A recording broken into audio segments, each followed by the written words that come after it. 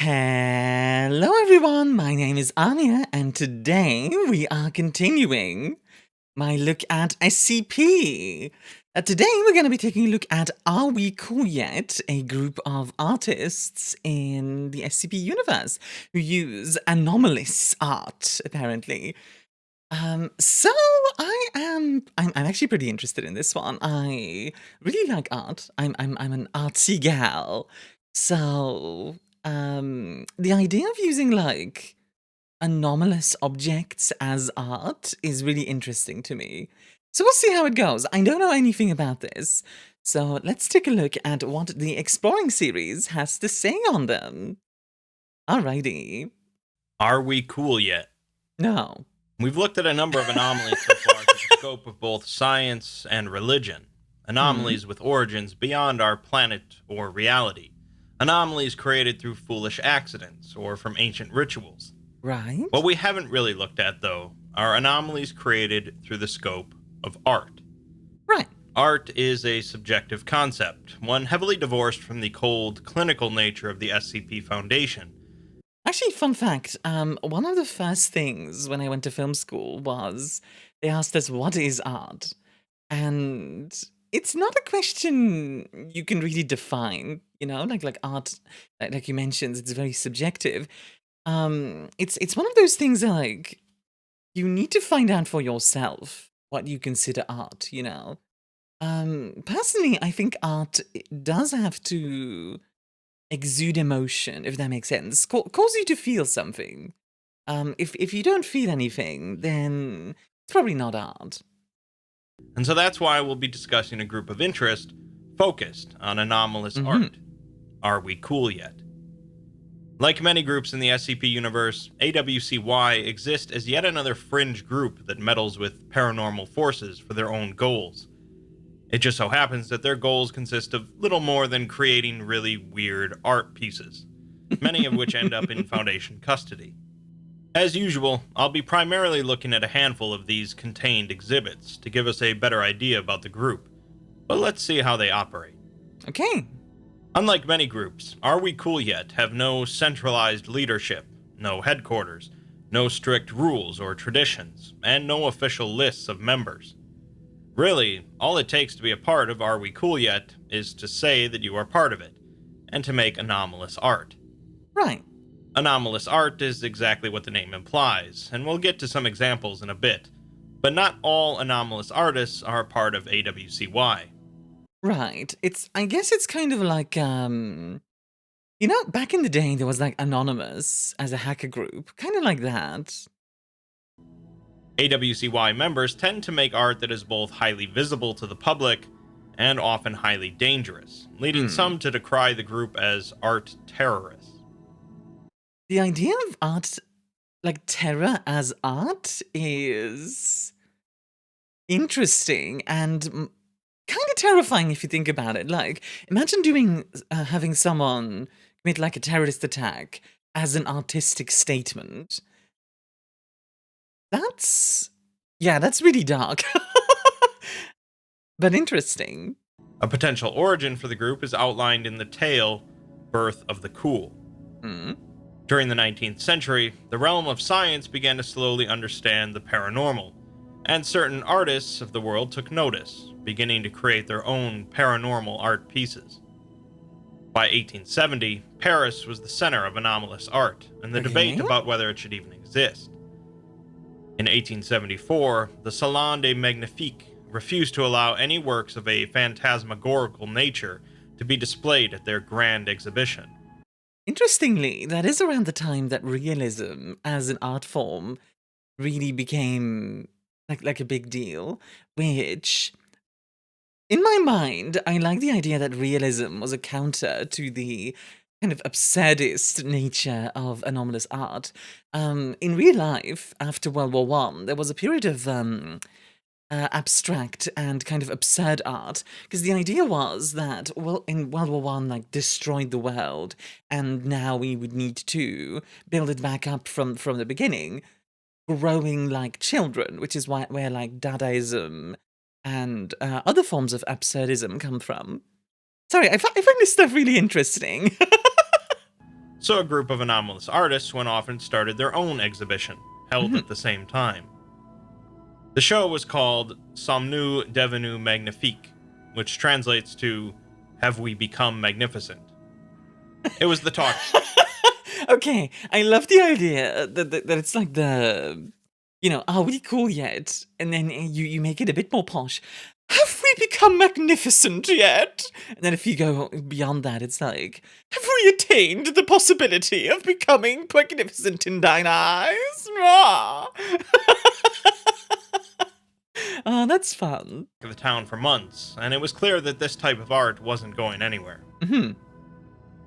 This paranatural exhibition would be held every 10 years in different hidden locations, and the world of anomalous art would continue to grow. It does make me wonder how a group like the SCP Foundation kind of kept that sort of thing contained, because if you're kind of in a public space and you're trying to be public about anomalous art, I'm sure they'll get into it, but, this seems like a massive breach of, humanity. Like the kind of the masquerade that the SCP Foundation throws up. There would be a schism in this world, though, that came to a head at the 1924 exhibition between two anomalous artists. One was a French surrealist, and the other a Mexican artist who embraced the more accessible and realistic side of art. Okay. The two debated for days before the opening of the exhibition about the relation of the artist to their work, the importance of context, of faith, knowledge, law, free will, God, the state, and so on. It seems that as the exhibition opened, they had come to understanding one another, and a photo was taken of them standing in front of the doors, with one leaning in to whisper into the other's ear. For decades, people speculated what might have been said there, or whether it was a challenge, or an affirmation of their understanding one another, or a reminder of why they were there. For some reason, I'm reminded of the whole thing where, I think it's Odin. So, in Norse mythology, one of the gods dies, and Odin whispers something into his ear, which is... It's always been kind of like a debate of, like, what has been whispered into his ear. But... yeah, like... It's kind of a similar vibe. An expression of amazement at how many had come to see their exhibition. According to one reporter who claims that he was close enough to hear, it was all of those, summed up in 4 words. Are we cool yet? Whether that's the actual origin of the movement or just a fun anecdote is up in the air, and really doesn't matter that much. The point is that for decades, members or claimed members of AWCY have been creating art pieces with the goal of shocking, amazing, and changing the world at large. Whether or not they're all art terrorists is up for debate, but I'd say the Foundation is perfectly fine with that definition, and have been cleaning up their messes for years. Yeah, I imagine it's quite a headache for the SCP Foundation, right? Because, like I mentioned, the SCP Foundation wants to keep things under wraps, and here's a group of artists that are like, imagine like Peanut or whatever, like "Da-da-da-da." Hey guys, this thing exists. Let's do some art with it. Woo! And just like the SCP Foundation, like, no, stop, stop it. Let's look at some of those messes then, at least the ones that could be cleaned up. I've already talked about one of the most popular AWCY creations, SCP-1057, Absence of Shark, in my Aquatic SCPs video. I need to take a look at that one. SCP-1802 is a small robot, about 30 centimeters tall, composed of chicken bones, iron, leather, wire, heavy twine, and a tin can for a head. Very neat design, by the way. I really like this little art piece. It is covered in a piece of white canvas resembling a lab coat, and has safety goggles secured on its head using screws. The robot is sapient and capable of speech, but is wholly devoted to the single task of collecting any miscellaneous objects it can find and storing them in out-of-sight places, such as behind a dump. It's a little gremlin. It's literally just a little gremlin, like just hiding stuff. That's kind of cute. Or at the foot of a tree.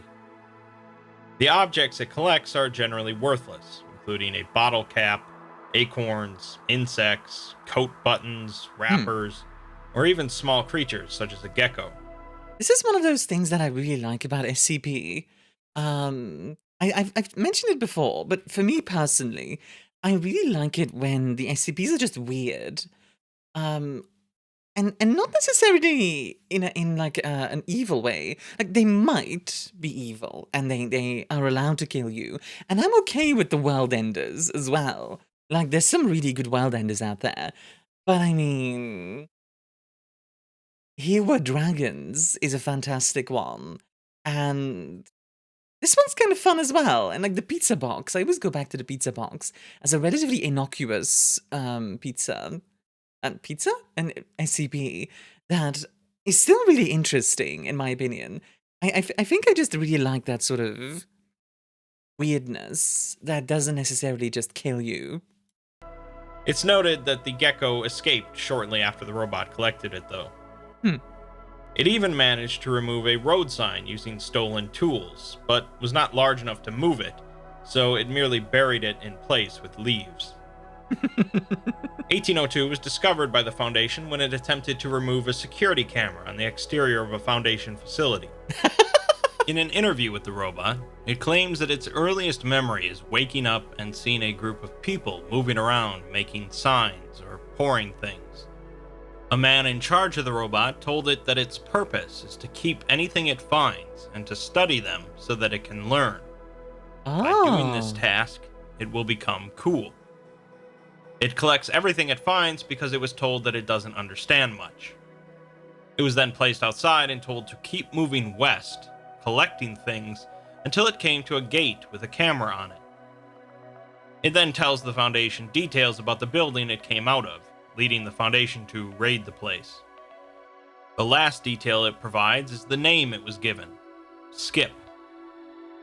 At the building, You know, this kind of reminds me of a real-life experiment that happened, where what they did was they put a robot in Canada. I think it was on the west coast of Canada, and it, like, tried to make it from the west coast all the way to the east coast with, like, human assistance, right? And they did the same thing in America, and it made it like one state and just got destroyed. Which, yeah, that sounds about right. But this is also pretty interesting. Foundation only found a cardboard box with a note attached, reading, "Found this for you. Appreciate the gestures." And "Special procedures. Figure it out." Inside the box was a white bottle cap, which the Foundation collected and labeled as an SCP. Basically, this whole thing was just an Are We Cool Yet member making fun of the SCP Foundation and what they do. Skip, the robot, named after the phonetic pronunciation of an SCP, collects things in the world that it doesn't understand, and stores them away from prying eyes. Sometimes things escape, such as lizards, and other lizards.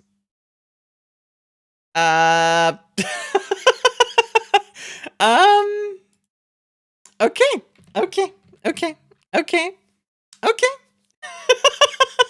Okay, noted.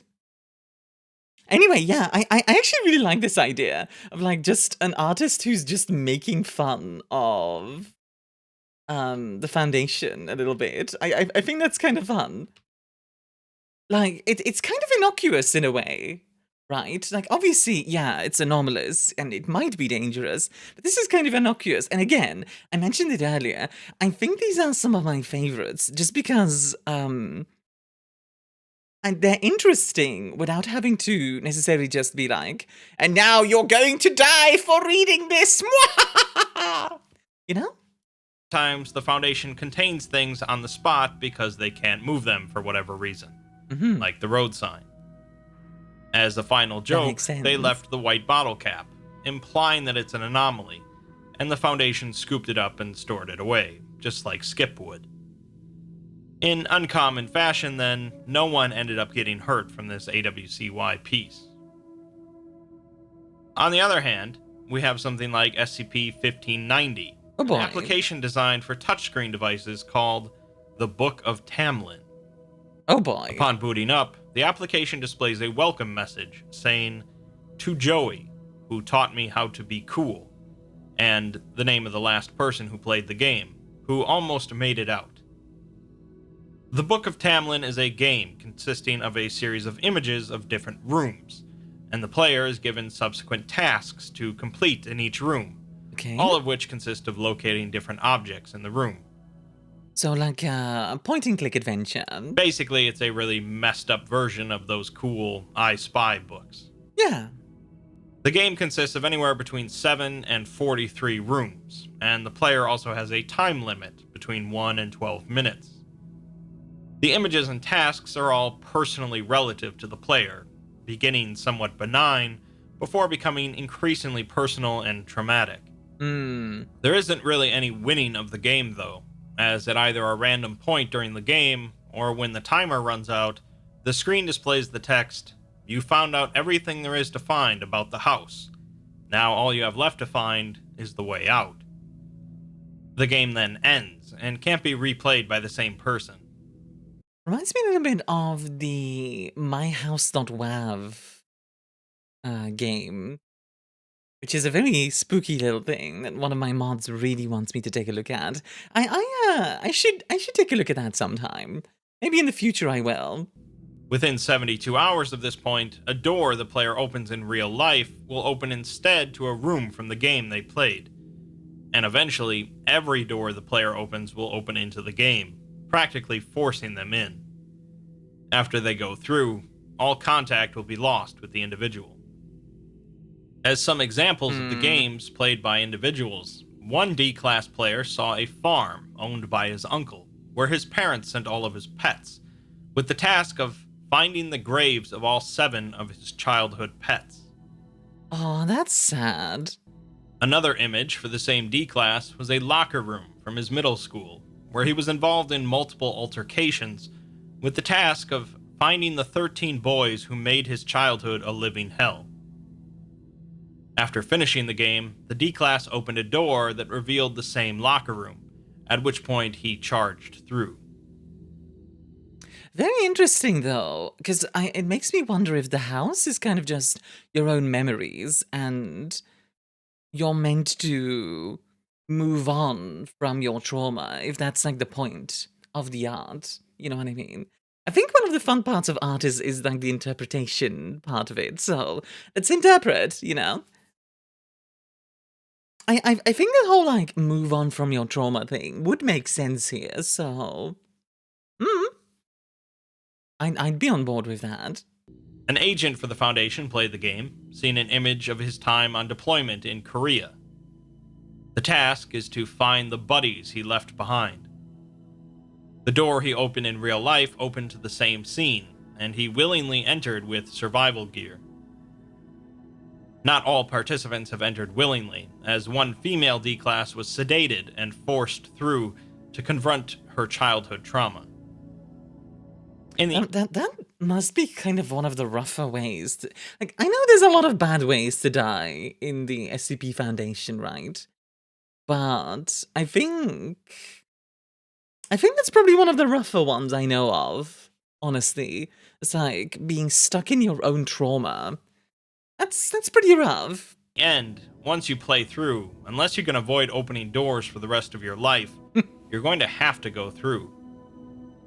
From most points of view, I do actually like the idea of somebody playing the game and then they just never open a door for the rest of their life somehow. That would be impressive for sure. Like you could have a story about somebody who has managed it for like a year, and then it eventually happens, and there's this sort of moment of like, I always knew this moment would come. I think you could do some fun stuff with that actually. it seems more like cruel torture than a piece of art, but I guess maybe I'm not cool. Art is often created to change how people think about things. Yeah, absolutely. And that leads us to SCP-1127, Before we move on to 1127, really quickly, I just want to mention there's actually a very interesting discussion in that regard with art, where like, is art allowed to hurt the viewer? Is art allowed to hurt the consumer of that art? And like when I say hurt, I'm talking about like mental health or physical health, etc. And obviously there are limits to that sort of thing. But like a very famous angle with that is there was a director at one point of a war movie who said that if he were artistic, like truly an artist, then he would have put a machine gun behind the silver screen and gunned down the audience. Because that's the experience of war. And I think that's a very interesting perspective. Obviously, it's good that he didn't. It's very good that he didn't, but the idea is interesting, you know what I mean? Takes that concept pretty literally. 1127 are a series of anomalous short films, primarily composed of scenes taken from other films and videos. Oh my god, are they gonna do the war thing? A narrator has also been added to each film, providing commentary and occasionally interacting with objects and characters from the original footage.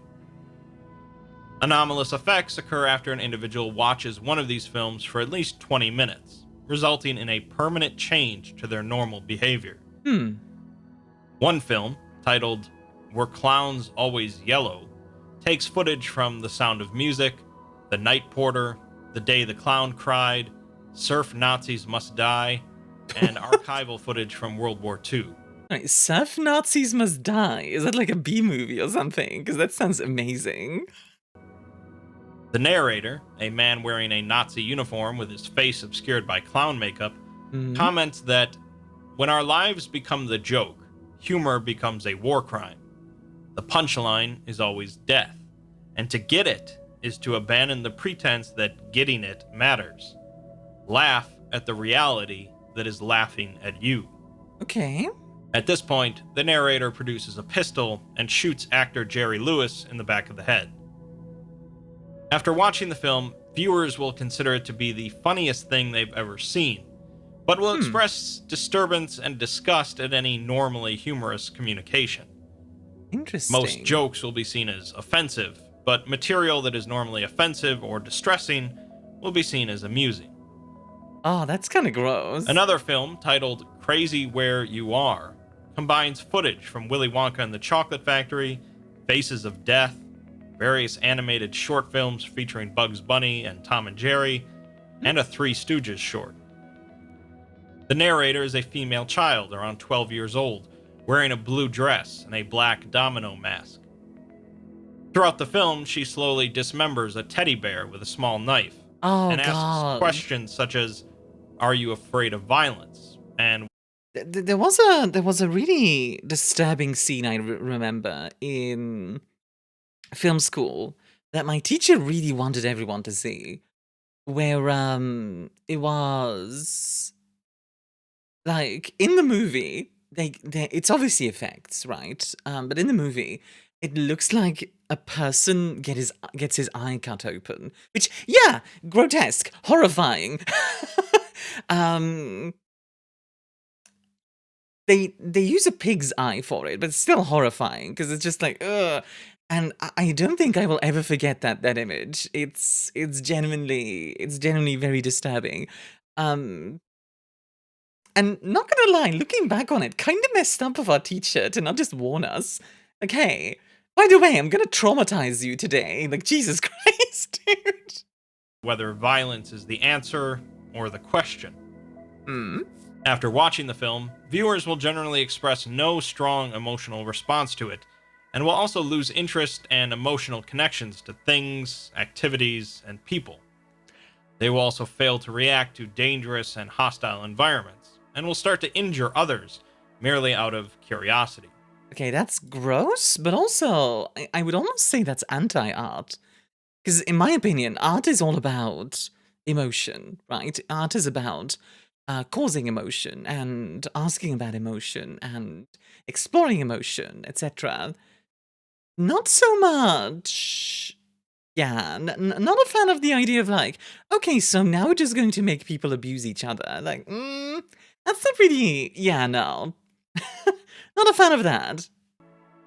Another film is especially dangerous, as viewing it is liable to make viewers compulsively perform illegal and perverse activities. Oh boy.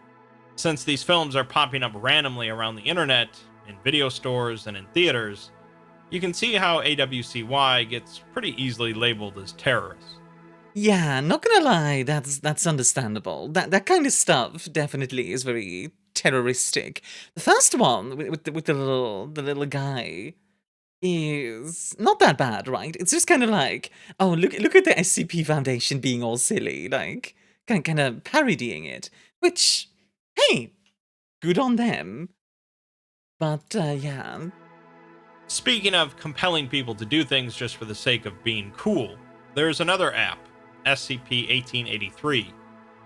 This one's pretty simple, as the app just displays a user's score, and every 5 to 9 hours updates with a new task that they can perform to earn points. It's not really clear how the app can tell when a user has completed a task, but there is a mild compulsive effect that encourages players to continue performing tasks. There was a movie about something like this, where it was like a game. In that one, they gave you money for doing the stuff. I forget the name of the movie. It wasn't the best movie, but the concept was neat. This effect increases when numerous players gather together to compete, and they begin to follow informal hierarchies based on each other's scores. Okay. If a task involves communication with another person, the app will somehow spread to that person's phone, making the app fairly dangerous. Yeah, as that's of course very the dangerous. tasks become pretty worrisome. Looking at I mean, that sort of thing I feel like would almost be impossible to contain. Because wait, is it literally any communication with hold on, let me read. If a task involves communication with another person, the app will somehow spread to that person's phone.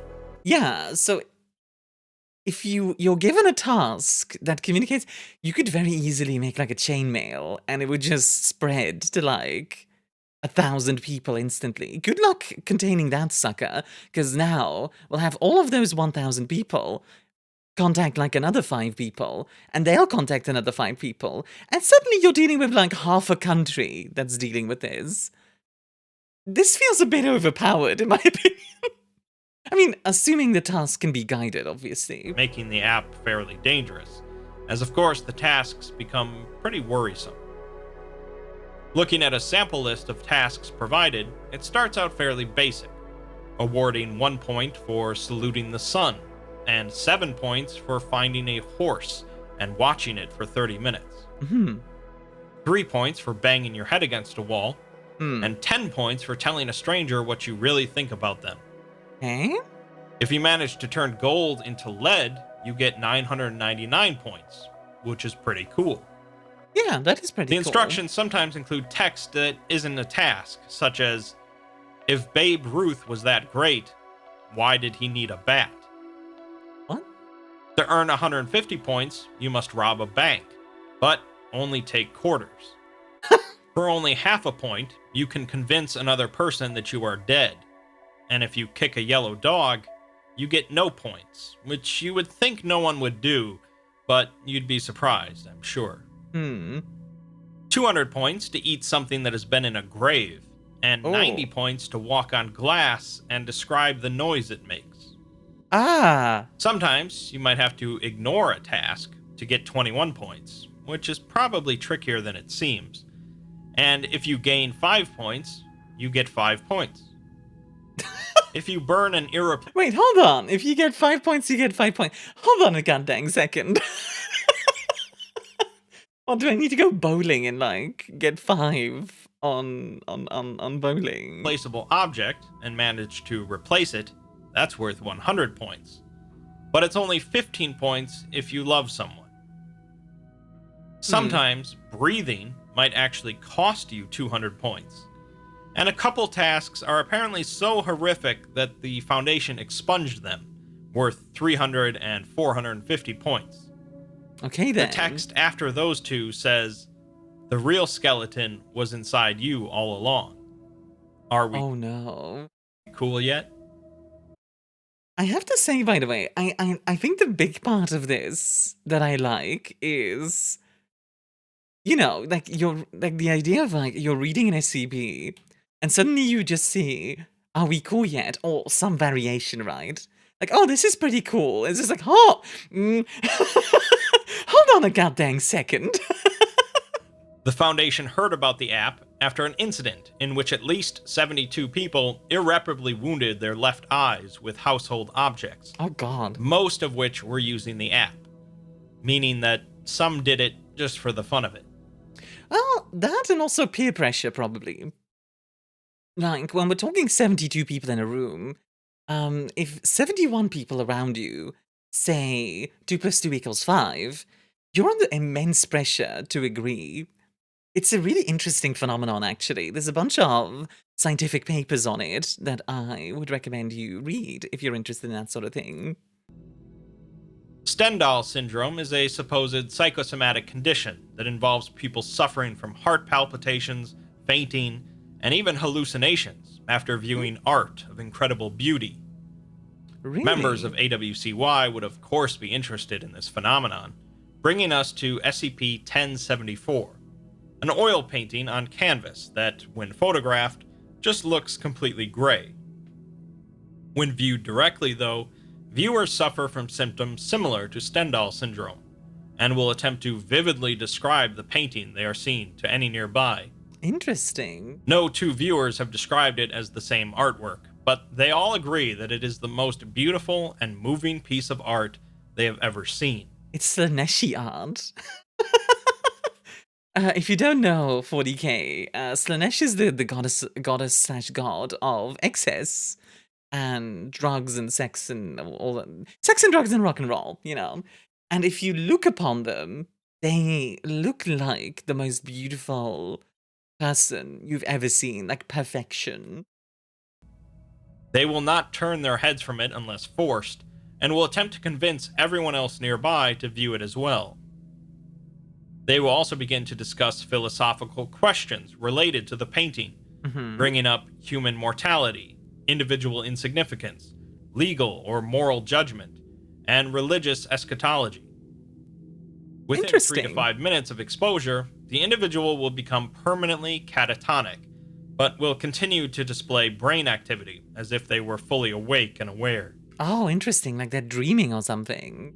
If forcibly removed before this point, they will stave off catatonia for some time, continuing to describe every detail of the painting, and report even seeing it in their dreams.